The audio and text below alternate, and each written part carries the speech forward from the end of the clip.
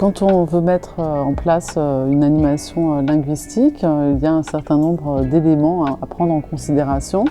Alors, le premier élément, évidemment, c'est le groupe auquel on s'adresse, c'est-à-dire la composition du groupe, quelles sont les personnes présentes, est-ce que ces personnes se connaissent déjà, à quel moment de la rencontre est-ce qu'on se situe, est-ce que c'est au début de la rencontre, au milieu ou à la fin de la rencontre. Est-ce qu'il y a déjà une base de confiance qui existe entre les personnes présentes?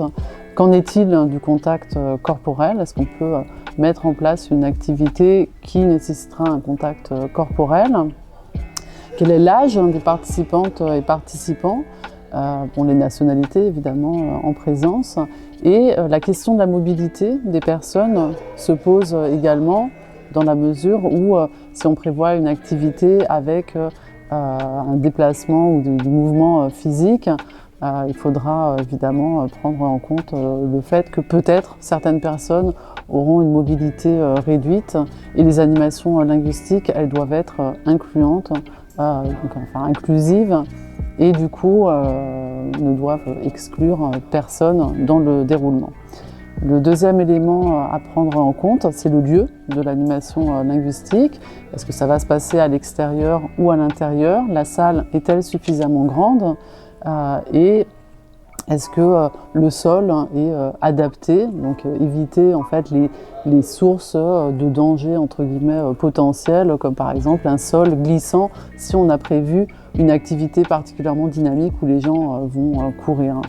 Et de la même façon, à l'extérieur, s'il y a des trous ou des pierres, dans ce cas-là, il faudra faire attention à les mettre de côté.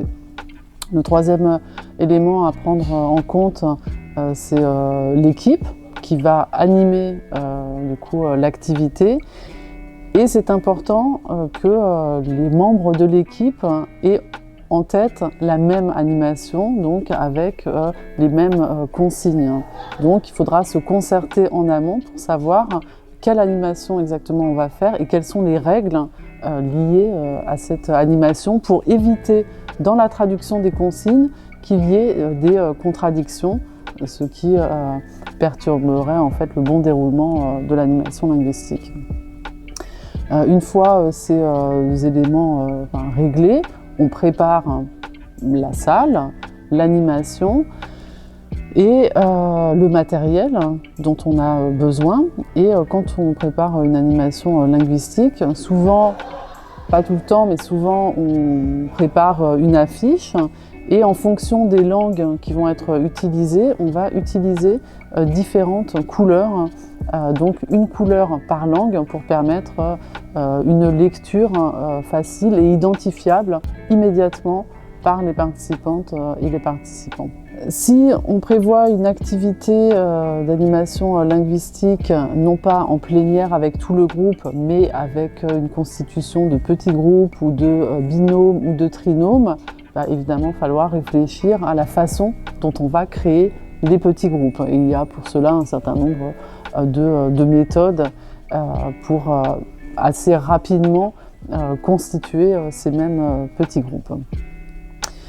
Quand on met en place une activité d'animation linguistique, en général, quand on a une affiche qui est prête, dans un premier temps, on répète le vocabulaire qui va être transmis. On répète d'abord en français, je dis une fois, vous répétez, après on le fait en allemand et après en italien. À gauche, à gauche, à gauche. Soit c'est quelqu'un de l'équipe qui s'en charge, mais ce qui peut aussi être très utile et aussi pertinent d'un point de vue pédagogique, c'est de demander à des participantes, participants, donc qui parlent les langues qui vont être utilisées, de répéter les termes et tout le groupe répète donc après la personne les différents termes.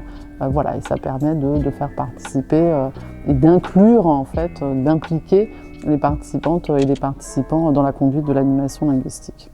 Links, links, links, stop, stop, stop, stop. Afin de promouvoir le plurilinguisme au sein d'un groupe, on peut Une fois que les langues officielles de la rencontre ont été utilisées pendant l'animation linguistique, on peut très bien demander s'il y a d'autres langues maternelles qui sont parlées par les personnes présentes et les inclure du coup dans l'animation linguistique.